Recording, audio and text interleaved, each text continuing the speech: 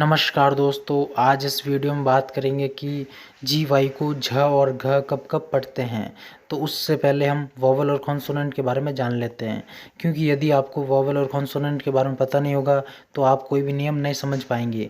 तो देखिए मित्रों, जो ए ओ यू आई ई जो आपको स्क्रीन पर दिख रहे हैं वो क्या है, वोवल्स है। और जो इनके अलावा होते हैं जैसे B C D Z X Y Z, वो सब क्या है, कॉन्सोनेंट। यदि आपने वोवल और कॉन्सोनेंट मंत्र जान लिया है तो अब चलते हैं रूल्स की तरफ।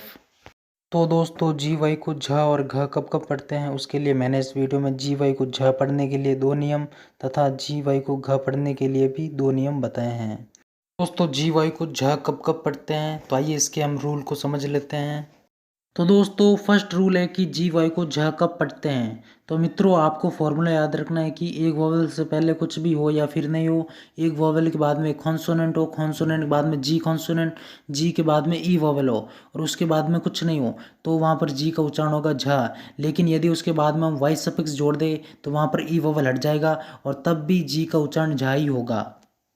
आइए दोस्तों, अब हम एग्जाम्पल को समझ लेते हैं। तो फर्स्ट एग्जाम्पल है स्टोर्ज प्लस वाई बराबर होगा स्टोर्जी।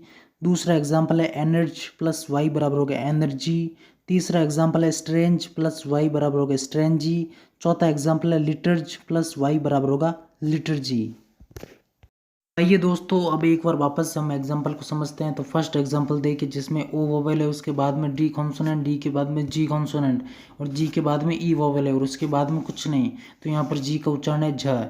लेकिन यदि इसके बाद में हम वाई सफिक्स जोड़ेंगे तो यहाँ पर केवल ई वोवेल हटेगा और जी का उच्चारण झ ही रहेगा, जैसे स्टोर जी।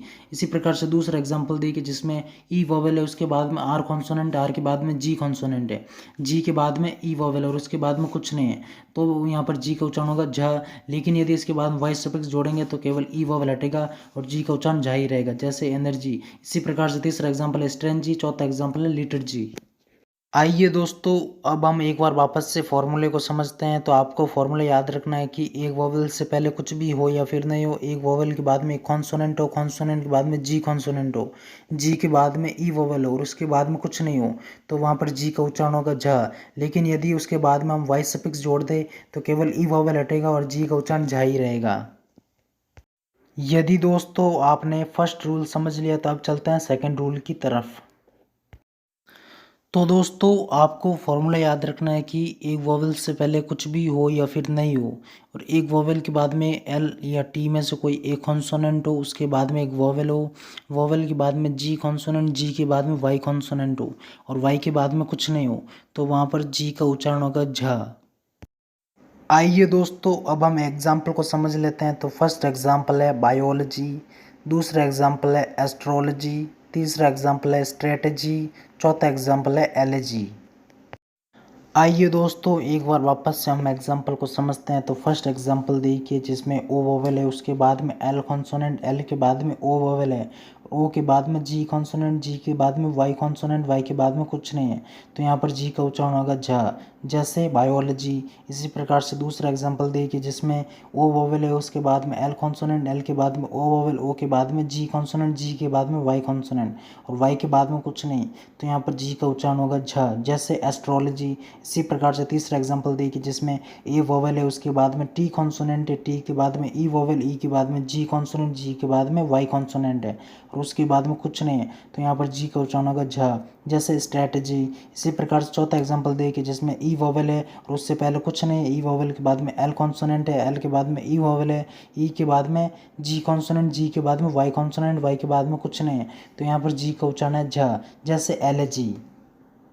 आइए दोस्तों, एक बार वापस से हम फॉर्मूले को समझते हैं। तो आपको फॉर्मूला याद रखना है कि एक वोवेल से पहले कुछ भी हो या फिर नहीं हो, एक वोवेल के बाद में एल कॉन्सोनेंट या फिर टी कॉन्सोनेंट, दोनों में से कोई एक कॉन्सोनेंट हो और उसके बाद में एक वोवेल हो, वोवेल के बाद में जी कॉन्सोनेंट हो, जी के बाद में वाई कॉन्सोनेंट हो और वाई के बाद में कुछ नहीं हो, तो वहाँ पर जी का उच्चारण होगा झ। यदि दोस्तों आपने दूसरा रूल समझ लिया है तो अब चलते हैं कि जी वाई को घ कब पढ़ते हैं।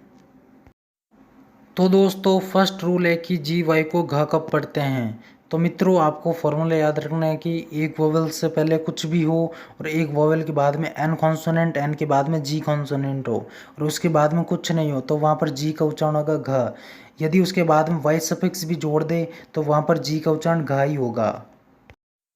आइए दोस्तों, अब हम एग्जाम्पल को समझ लेते हैं। तो फर्स्ट एग्जाम्पल है स्प्रिंग प्लस वाई बराबर होगा स्प्रिंगी।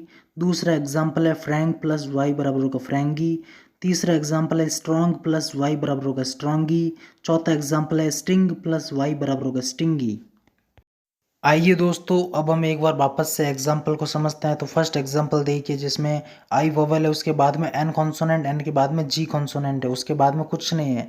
तो यहाँ पर जी का उच्चारण है घ। यदि इसके बाद में हम वाई सफिक्स जोड़ेंगे तो भी यहाँ पर जी का उच्चारण निकलेगा घ, जैसे स्प्रिंगी। इसी प्रकार से फ्रैंगी, स्ट्रॉन्गी और स्टिंगी। आइए दोस्तों, अब हम एक बार वापस से फॉर्मूले को समझ लेते हैं। तो आपको फॉर्मूले याद रखना है कि एक वोवेल से पहले कुछ भी हो, एक वोवेल के बाद में एन कॉन्सोनेंट, एन के बाद में जी कॉन्सोनेंट हो और उसके बाद में कुछ नहीं हो, तो वहाँ पर जी का उच्चारण होगा घ। यदि उसके बाद में वाई सफिक्स भी जोड़ेंगे तो भी वहाँ पर जी का उच्चारण घ ही होगा। यदि दोस्तों आपने फर्स्ट रूल समझ लिया है कि जी वाई को घ कब पढ़ते हैं, तो अब चलते हैं नेक्स्ट रूल की तरफ।